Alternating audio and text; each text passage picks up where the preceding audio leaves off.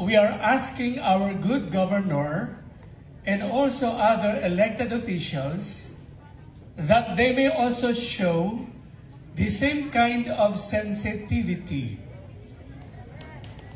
Sensitivity for the love of God's creation, for the love of the mountains and the rivers, and most especially for the love of the people. Amen.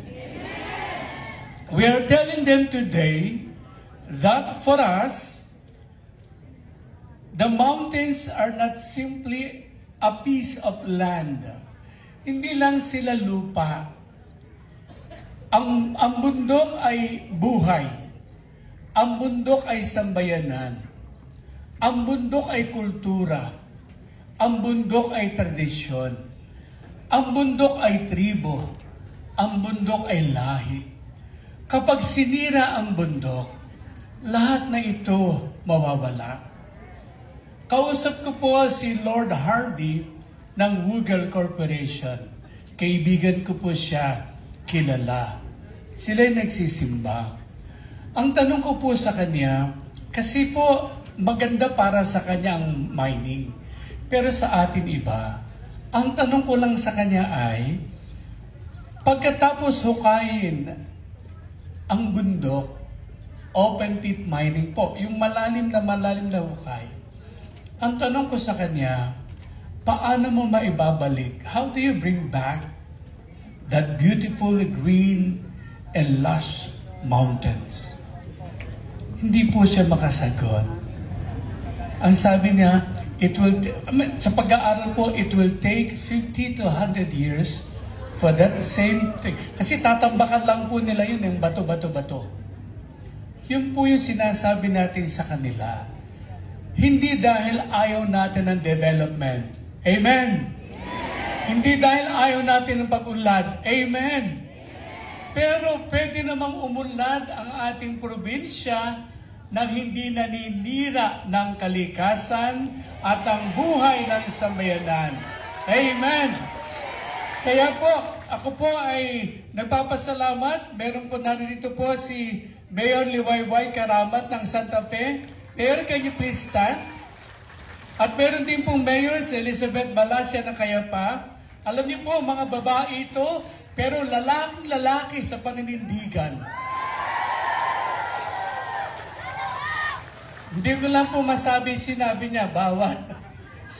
Pero sana po, marami po mga babae, mga lalaking magkaroon ng paninindigan na LGU tulad nyo. Para po sa kanya, isang masigabong balakbakan.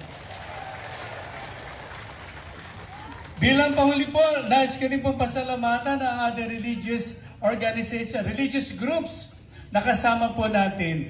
Bago ko po ito basahin yung akin po naisulat, nais ko po sabihin sana may susunod pa po tayong rally.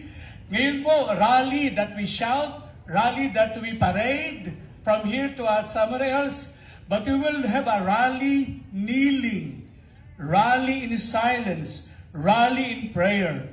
You know, when we kneel, we will be able to stand for anything and to everyone. So we would like to ask God to bless us because this is God's gift, nature. So ngayon po, bayaan niyo pong basahin ko po ang isang pahayag.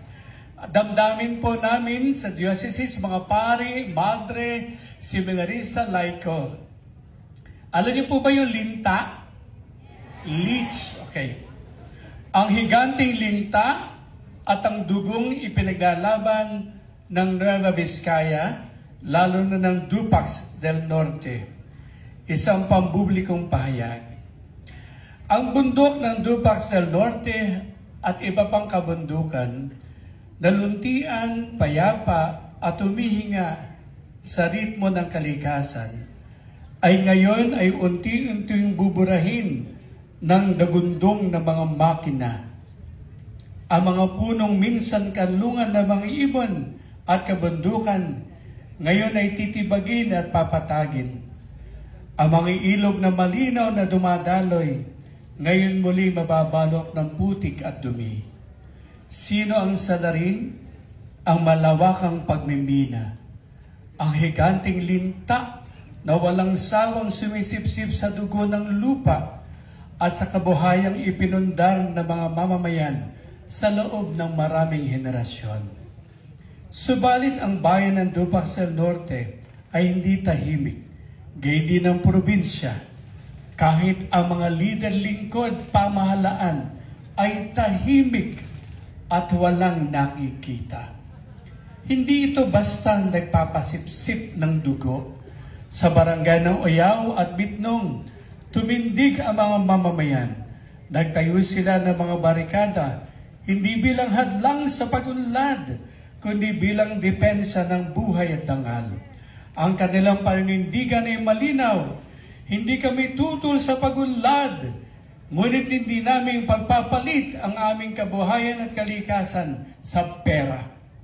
Kasama nila ang simbahan, mga pari at obispo ng Diocese ng Mayumbong, na naninindigan sa lupa na ang lupa ay buhay, hindi negosyo.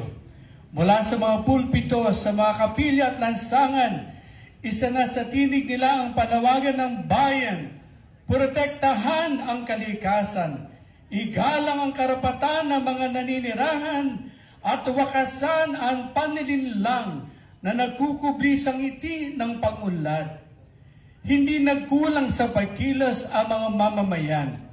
Ang mga magsasaka, kabataan, kababaihan, mag-aaral, kooperatiba ay sama-samang sumulat sa DNR upang panawagan ng hustisya. Sa panig naman ng pamahalaan, ang Sangguniang Bayan ng Dupax del Norte ay nagpasa ng resolusyon. Itigil ang pagmimina hanggat walang tunay na pahintulot ang mamamayan. Ang tinig ng Dupax ay higit na sa pagtutol pa. Ito ay tinig ng bundok na ayaw mamatay, ng bayan na ayaw masaid ang dugo. Sa likod ng bawat sigaw ay panawagan para sa makatarong ang pag-unlad. Isang kaunlarang may kabuhayan, may kalikasan, at may kinabukasan. Amen! Pakiulit po natin, gusto namin. Pakilakas po, gusto namin. Isang kaunlaran, may kabuhayan, may kalikasan, may kinabukasan. Amen! Tandaan natin, mga kapatid, ang linta ay hindi bibitiw. Ay bibitiw lamang kapag naubos ang dugo ng bayan.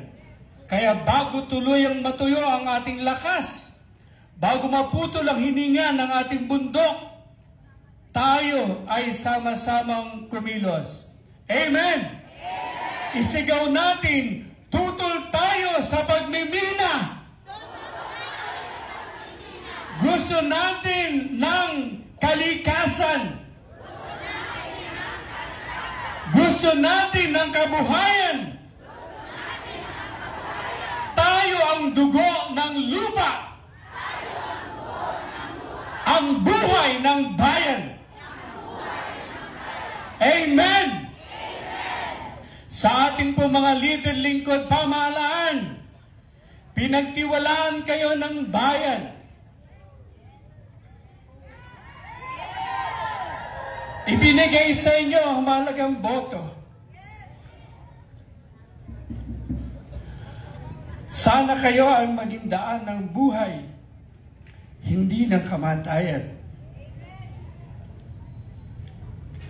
Mga kapatid, hanggang dumadali pa ang dugo, walang higanteng linta.